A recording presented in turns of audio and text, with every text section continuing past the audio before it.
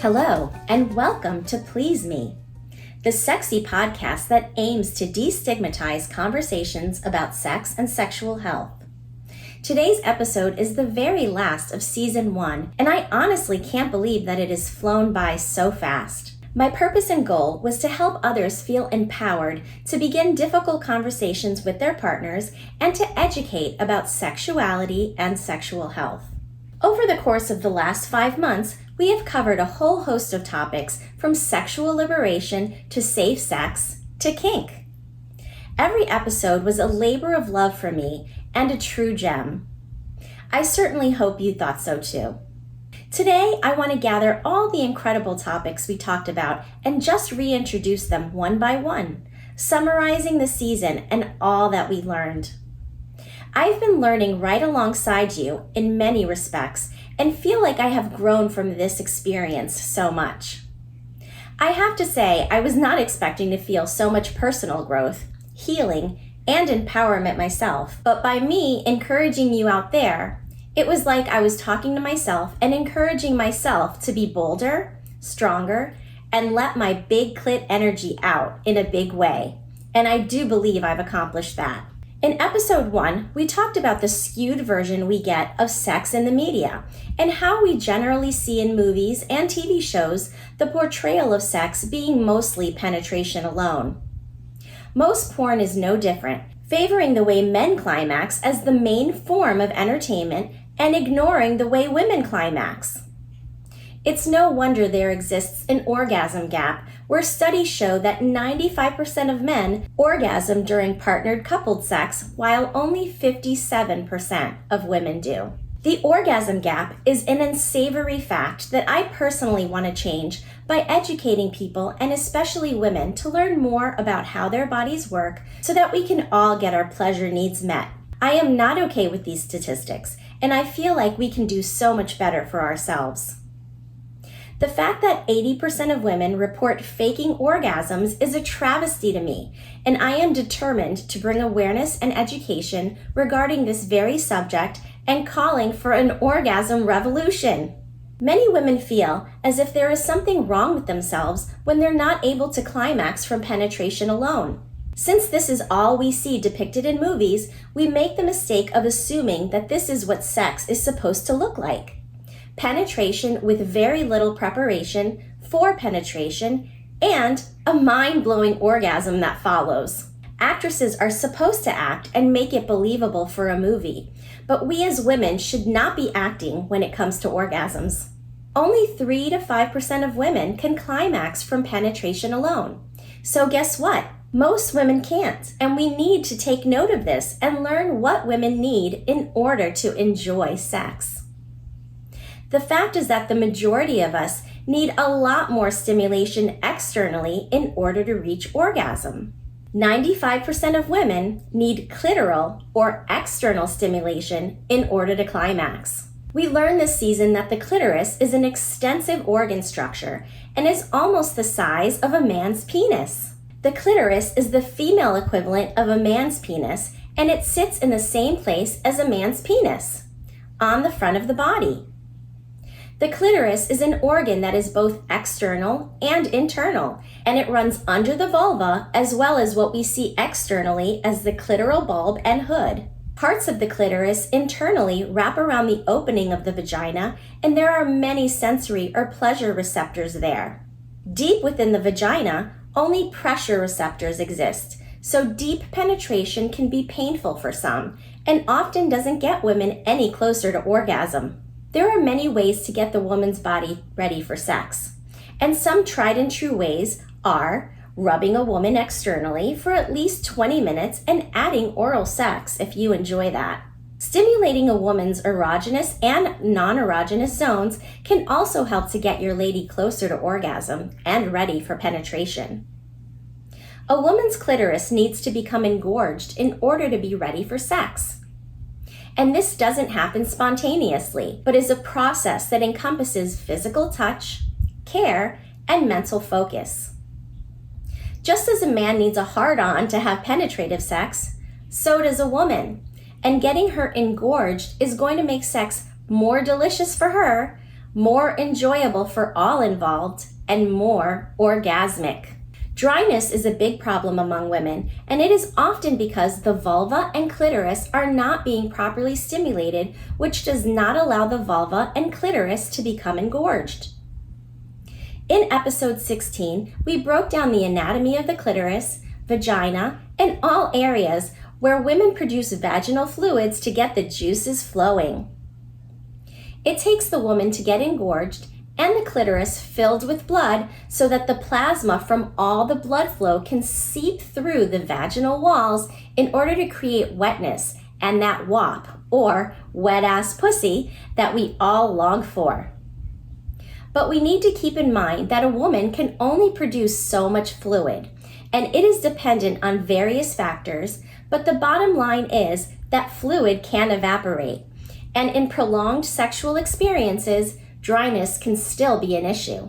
No matter how old you are, Lexi Silver in episode 15 talks about the benefits of using lube, which makes the entire experience so much better. There should never be skin pulling or chafing, and if there is, you definitely need lube. My personal favorite is coconut oil because it smells and tastes delicious. But if you are using condoms, I recommend trying out a few different lube brands to see which one is your favorite. I talk a lot about treatment for different conditions such as vaginal dryness, and I will mention here that this is one of the conditions I treat in my physical therapy practice located in Wellington, Florida.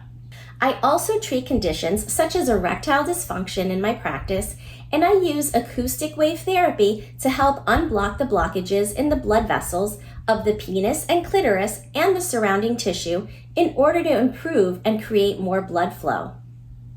Without blood flow, the penis will remain soft and the clitoris will not become engorged, so blood flow is key for both men and women. If this is you, don't be shy and reach out to me on pleaseme.online to schedule an appointment or a consultation. I had so much fun talking about out-of-the-box thinking when it comes to sexual experiences, and episode 9 and 19 were all about letting your freaky flag fly high. As there is no real definition of what quote-unquote normal sex looks like, I explore the topics of kinks and fetishes, and my beautiful and well-versed guest, Julietta Chiara, who is an expert Japanese-trained shibari rigger, talked about the ins and outs of the BDSM world, bondage, and submission. Turns out kink is not a fringe community, as 40% of Americans admit to being kinky, and 35% report having a specific fetish or kink. I talk all about my enjoyment of foot play and how it ties into our incredible nervous system and all of the pleasure receptors on our bodies. The bottom line is, our bodies were built for pleasure. So whether you are pleasuring yourself solo or with a partner or more, there is so much more beautiful enjoyment to be had. Julietta and I talk about dominance, submission, or liking both, and explain the differences and how we both love to be taken care of in our own ways. In many episodes, we talk about sensual exploration, and I cover anal sex in episode 8 and orgasms in too many episodes to name here. No matter what type of sexual exploration you enjoy, we talk about the importance of consent throughout the sexual experience and how it is always okay, no matter where you are in your sexual exploration, to get up and walk away or take a bathroom break if you are not feeling comfortable. No means no, after all, and sexual exploration is how adults play, but it takes sexual maturity to get it right. Lexi and I giggle about how sexual maturity is not based on age, but on behavior in episode 15, and I firmly believe that safe sex is a sign of sexual maturity. Safe sex is covered in episodes 2 and 7 at length, and as the face of safe sex, I constantly advocate for safety alongside pleasure. After all, a woman can't focus on pleasure unless she feels safe. Part of feeling safe is using protection, and I constantly am talking about ways to feel comfortable having these conversations with your sexual partner. Communication is everything, and feeling comfortable and confident telling your partner to wear a condom is part of sexual maturity. If your partner insists that he doesn't like them or doesn't want to use them, or worse yet, doesn't even have one, he doesn't deserve any of that big clit energy that I talk about in episode 5 and others. Big clit energy is the confidence that we have as women to be autonomous and confident in our sexuality. And this confidence translates into all the areas of our lives. The bottom line is, if you want protection and he doesn't, you can choose to leave or invite him to, because only you can grant permission for anyone to touch your body. Being confident in this autonomy is so important to the enjoyment of sex, and I encourage you to empower yourself and feel free to say what is on your mind. Too many times, women put themselves into situations that they are not ready for, and regret is far too common. This shows up in statistics that show that 55% of men report that they were able to reach an orgasm with their last hookup sexual encounter, while only 4% of women report having an orgasm during their last hookup. I encourage you to practice saying no in all areas of your life. It is a skill you will use over and over again in your lifetime, and it is an important skill to know when it comes to autonomy and sex. Latifah, Rose Red, and I talked about sexual abuse in episodes 13 and 14 and how that abuse can translate to challenges in our relationships, our sex lives, and our ability to say no. Working on any trauma is so important to breaking the chains of abuse, and I encourage anyone dealing with this type of healing or suicidal thoughts like Edwin and I explore in episode 17 to seek the help that you need in order to move past the abuse and live a life of fulfillment, love, and the pleasure that you deserve. We are all deserving of love and pleasure, and I encourage everyone to learn their bodies and figure out what feels good to you. Only then can you teach another person to please you. And it is my personal mission to change the orgasm gap, one person at a time. A woman's pleasure is equal to a man's pleasure, and I am all about that orgasm revolution. What will it take to close your own orgasm gap? Learning how to self-pleasure or masturbate is an important skill in this arena, and then feeling confident in sharing that with your partner is key to fully enjoying your sexual experiences. It is okay if you can't get there with your hands alone, ladies, and I encourage everyone to explore with toys and vibrators to find one or more that is a perfect match for you. You might find that you enjoy it so much that you start collecting toys for your sexual explorations. There are so many varieties and options, and Taylor Sparks and I talk about some of our faves in episode 18. I plan on expanding on this topic in season 2, so stay tuned. You may have heard of the art of being present in the moment, and this skill is so important when it comes to sexual experiences in order to get your mind into the right headspace so that you can fully enjoy sensual pleasure and sex. This topic comes up over and over again in my interviews with Latifah, Lexi, and Julietta, and this girl talk is so full of great tidbits and gems. Go back and watch on pleaseme.online if you haven't caught those episodes yet. Our mind is our biggest sex organ, and knowing what turns you on and what keeps you focused on the pleasure at hand varies from person to person. So it takes practice. Julietta and I chat about how BDSM can be a clear path to maintaining that focus, and I encourage you to explore your kinky side. Will you like feathers, spanks, or ropes? Everyone is different, and part of the fun of sex is exploring all of the endless possibilities. I encourage you to make the bedroom your adult playground and explore to your heart's content. And while you are exploring, check out episodes 6 and 18, where I talk about relationship options and all the endless possibilities that exist. I am a relationship anarchist, and I believe in throwing out the shame and societal constructs that have us feeling confused and negative about sexual exploration. After all, sex is a natural human behavior, and none of us would be here without it.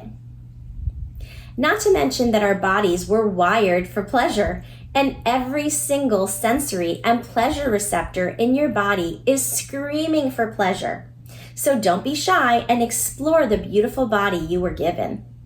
Embracing your sensual journey is a topic I cover in episode 10, and it is so important to a healthy and happy life. Finding that confidence and exuding that big clit energy wherever you go will bring you success, not just in the bedroom, but in all aspects of your life as well. As Julietta points out in episode 19, if you can ask for that mind-blowing orgasm with the squirting finish, you will be able to ask for that promotion at work as well.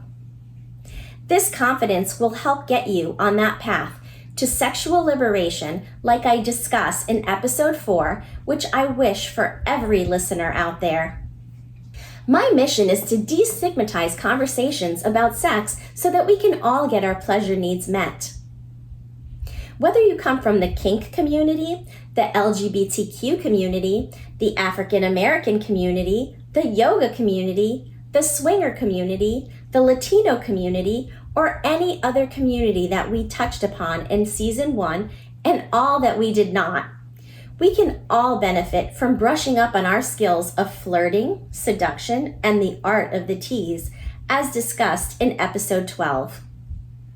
After all, words are powerful, and sapiosexuals out there understand this more than most. Like Lexi pointed out, safe sex is sexy, and so is a sexy mind and intellect. Find out what your love language is and learn how to speak your partner's. Figure out what makes your heart melt or your heart race, and embrace these conversations with your partner or partners. Communication is the key, and if your desires are falling on deaf ears, you may need to be talking to someone else. As I close this first season of Please Me, I wish you all the courage and strength to pursue your best life, and that includes living your best sensual life as well. As a licensed physical therapist and certified health coach, I encourage those suffering from conditions such as erectile dysfunction, vaginal decreased sensitivity and dryness, painful sex and incontinence, as well as the side effects of treatments such as pelvic surgery or cancer, to seek help for their sexual dysfunction. You are not alone, and there is treatment and help out there if you look. In my practice in Wellington, Florida, I treat these and other sexual health conditions, and there is no shame in seeking help.